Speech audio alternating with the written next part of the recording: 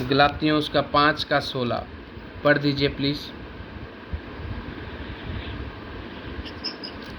पवित्र आत्मा द्वारा संचालन।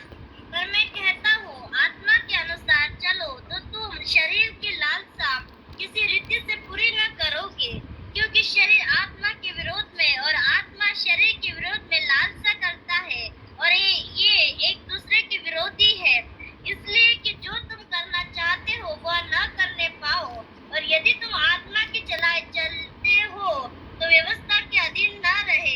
शरीर के काम तो प्रकट है, अर्थात व्यभिचार, गंदे काम, लुचपन, मूर्ति पूजा, टोना, बैर, झगड़ा, ईर्ष्या, क्रोध, विरोध, फूट, विधर्म, डाह, मतवालापन, लीला क्रीड़ा और इनके जैसे और काम है।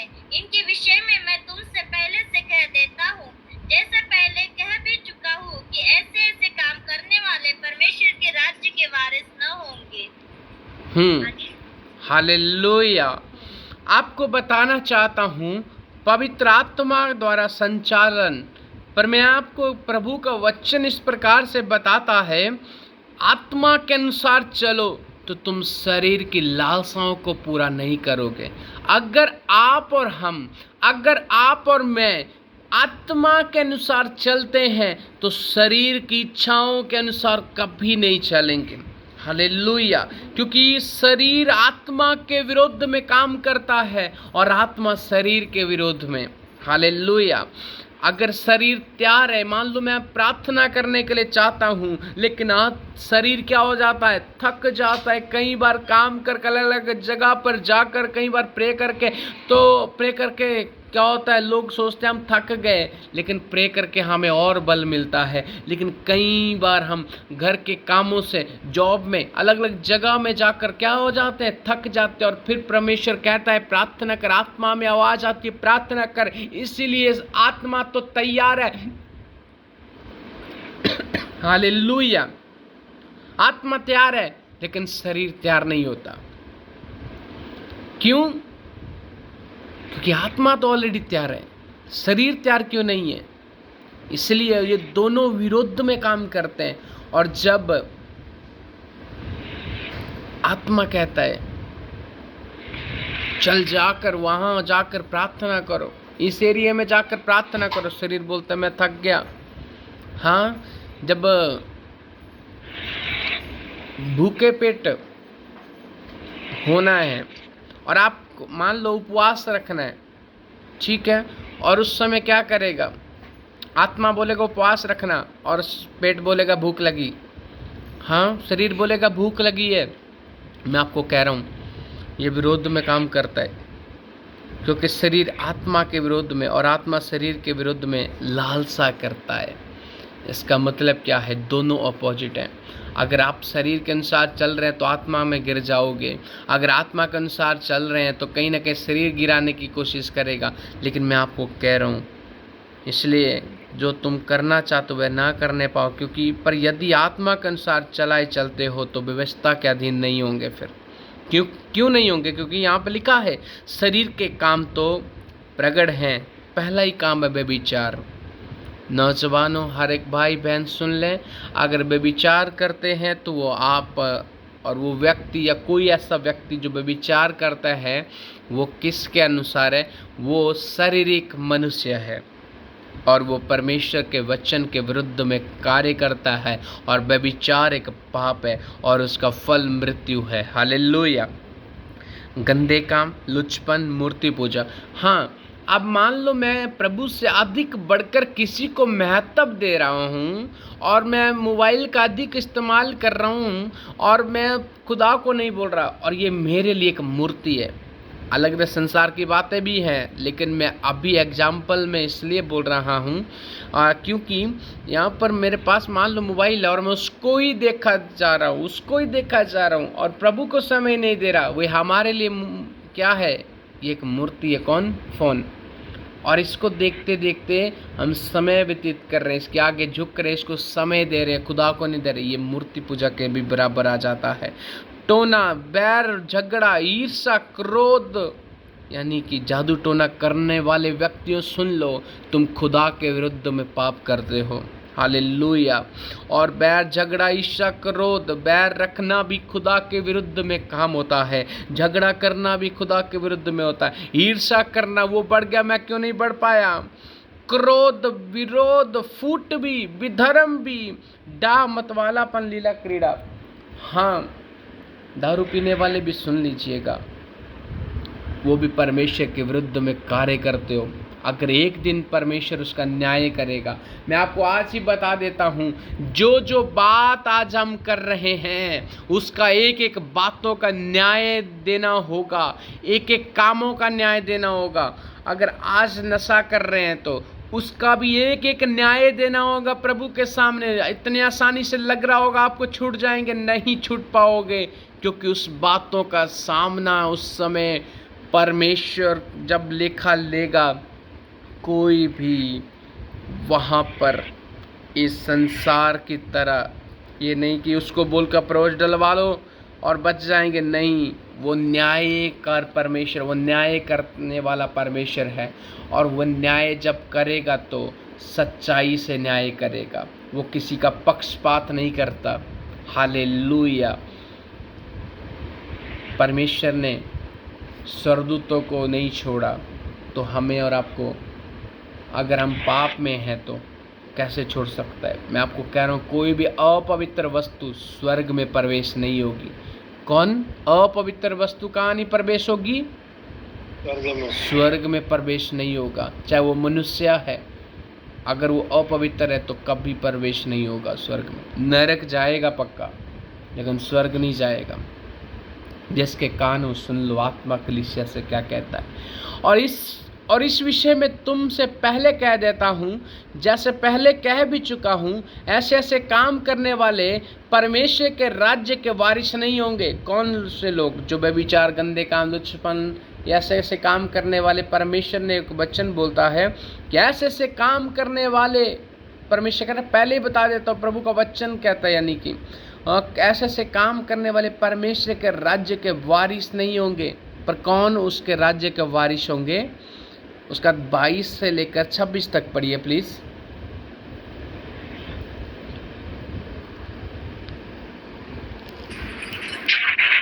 पर आत्मा का फल प्रेम, आनंद, शांति, धीरज, कृपा, भलाई, विश्वास, नम्रता और संयम है। ऐसे ऐसे कामों के विरोध में कोई भी व्यवस्था नहीं। और जो मसीह यीशु के हैं, उन्होंने शरीर को उसकी लालसाओं और अभिलाषाओं समेत क्रूस पर चढ़ा दिया है। यदि हम आत्मा के द्वारा जीवित है तो आत्मा के अनुसार चले भी। हम घमंडी होकर न एक दूसरे को छेड़े और न एक दूसरे से डहाक करें। Hallelujah, hallelujah. पर आत्मा का फल क्या है? प्रेम है। अगर आप परमेश्वर की संतान है तो परमेश्वर ही प्रेम है, और वो प्रेम आप में होगा, क्योंकि पवित्र आत्मा की हाज़ुरी में हम हैं। हालेलुया। और इस बात को बता रहा है, आप अगर प्रेम करने वाले हैं और आनंद भी मिलेगा, शांति भी मिलेगा, धीरज, कृपा, भलाई, विश्वास और नम्रता, संयम, ऐसे कामों के विरुद्ध में कोई भी व्यवस्था नहीं। और जो मसीह यीशु के हैं, उन्होंने शरीर की लालसाओं को, अभिलाषाओं को समेत क्रूस पर चढ़ा दिया। इसका मतलब है, क्रूस पर चढ़ाने का मतलब है उन्होंने अपनी अभिलाषाओं को मार कर क्या कर दिया? आत्मा में बने रहे, आत्मा में जुड़े रहे। मैं आपको कह रहा हूँ, अगर चिड़िया घोंसला बनाने के लिए कोशिश कर रही है, अगर ऐसे ऐसे विचार आपके मन में आते हैं, और जब आप उस लेवल में होते हैं, जब आप देखो, हम पक्षी को हमारे सर के ऊपर से उड़ने से रोक नहीं सकते, ठीक है? मैं आपको एग्जाम्पल बता रहा हूँ, रोक नहीं सकते। अगर वो घोंसला बना रहा है और आप उस चीज़ को इमेजिनेशन कर रहे हैं, तो आप पाप कर रहे हैं। अगर वो घोंसला बनाने को मौका मत दीजिए। हालेलुया। विचार आएंगे, लेकिन उसको इमेजिनेशन मत कीजिए, उसको प्रैक्टिकली मत कीजिए, क्योंकि वो पाप में आ जाता है, व्यभिचार में आ जाता है। हालेलुया। मैं आपको कह रहा हूँ, अगर आप प्रभु में बने रहेंगे और आपका रिश्ता खुदा के साथ तो सही रहेगा और आप पाप का इनकार करेंगे और आप प्रभु के साथ बने रहेंगे, तो मैं आपको कह रहा हूँ यीशु मसीह जल्द आ रहा है। और जैसे आज बच्ची ये दर्शन देख रही है 13 साल की कि कब्रें फटी, कोई यीशु घोड़े पर आ रहा है, और पर बाइबल ये बयान करती है परमेश्वर आएगा, बादलों पर आ रहा है, पहले अपनी कलीसियाओं को लेने आ रहा है, उसके बाद जब कलीसिया उठा ली जाएगी उसके बाद दूसरा आगमन होगा। ये उठाया जाना होगा, दूसरा आगमन नहीं होगा। ये कलीसिया का उठाया जाना होगा जिसको रैप्चर कहते हैं, और उसके बाद दूसरा आगमन होगा और उसके साथ हम आएंगे जो लोग प्रभु के साथ चल रहे हैं। मैं आपको कह रहा हूँ इन दिनों में शैतान के प्लान को सुन लो। मैं आपको बता रहा हूँ शैतान इन दिनों में बहुत सारे नौजवानों को पाप में गिराने की कोशिश कर रहे हैं। मैंने आपको बोला था कुछ महीने पहले कि बहनों के ऊपर अत्याचार होगा, अलग अलग रीति से आप मणिपुर में भी देखे हो। आपको पहले ही बता दिया सब कुछ ऐसा होने वाला है। मैंने आपको पहले बता दिया कि अब मणिपुर के बाद आप देखना इस दुनिया में ये घटना ऐसा होगा जो सुनने वाले हो आप जल्द। तो ऐसे ऐसे परमेश्वर ऐसे जीवन को लोग बदलेंगे। बहुत सारे लोग प्रभु में आएंगे और कुछ लोग परमेश्वर का तिरस्कार भी करेंगे। तो मैं आपको कह रहा हूँ प्रभु में बने रहो। झूठे लोग उठेंगे अभी बहुत सारे, वो लोग को भरमाएंगे। अगर आप प्रभु में बने रहें तो, अगर आप सच्चाई का प्रचार सुनते रहें और सच्चाई में बने रहे, तो मैं आपको कह रहा हूँ आपका नाम जीवन की पुस्तक में नहीं कटेगा, वो लिखा हुआ है। हालेलुया। बाइबल ये साफ बयान करती है जिस किसी के नाम जीवन की पुस्तक में लिखे हुए हैं केवल वही एंटर होंगे, और जिसके नाम नहीं लिखे वो नरक में डाले गए। हालेलुया। अब ये बताओ स्वर्ग जाना चाहते हो नरक जाना चाहते हो? स्वर्ग। ठीक है, ओके। हालेलुया। 3 कलर मैं आपको दिखाऊंगा, अगर आप देख लेंगे। नहीं सॉरी 2 कलर दिखाऊंगा, उसके बाद मैं तीसरा बाद में पूछूंगा। ओके, आप कलर बताएं श्रुति, मैंने इनको बोला था रखने के लिए।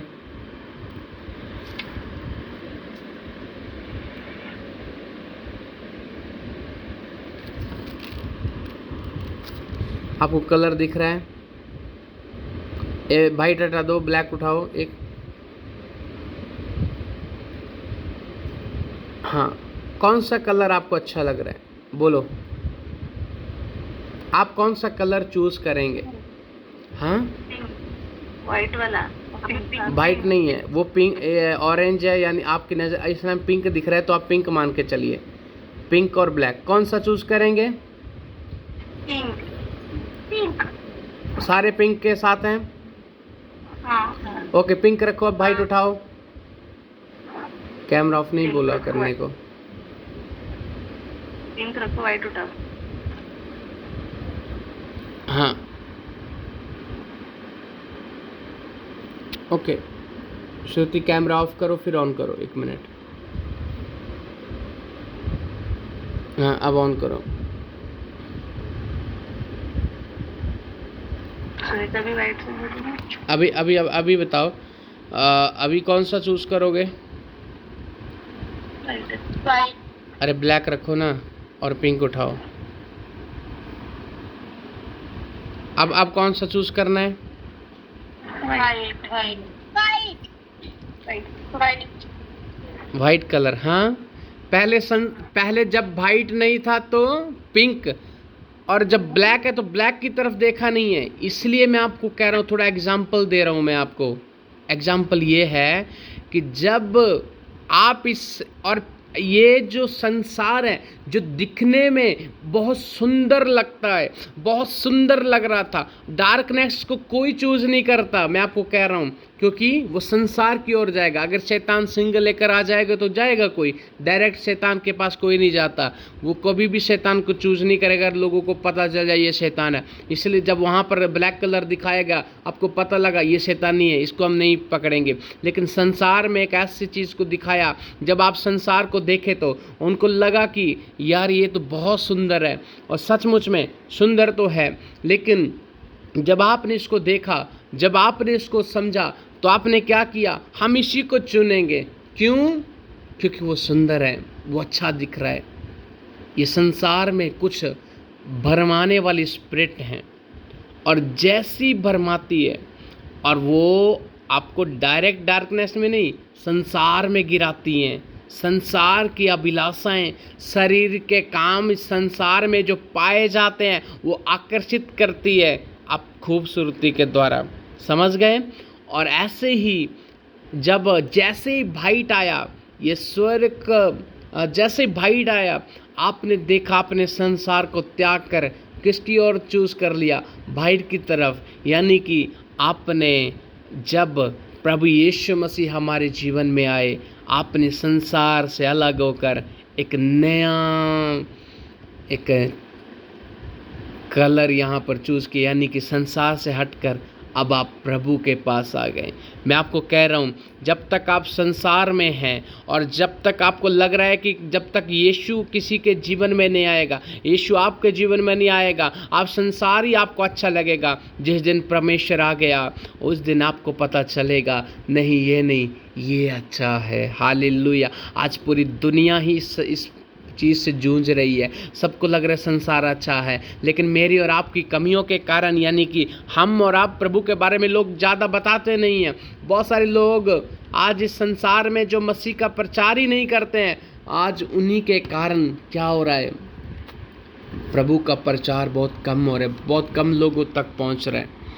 हाँ, लेकिन मैं आपको कह रहा हूँ, जिस प्रकार से अभी आपने देखा 3 कलर थे, एक कलर को चूज़ नहीं करा। शैतान डायरेक्ट आपको नहीं आएगा बताने के लिए। शैतान क्या करेगा, आकर्षित करेगा। और पृथ्वी का ऐसी चीज़ें हैं, ऐसे काम हैं जो आकर्षित करते हैं। और जैसे यीशु आ गए, यानी कि जैसे ही वो वाइटनेस आ गई, आपने उसको संसार को रिजेक्ट कर उसको चूज़ किया जो प्योर वाइट है और जो प्रदर्शित करता है पवित्रता को, हालेलुया, धार्मिकता को, है ना।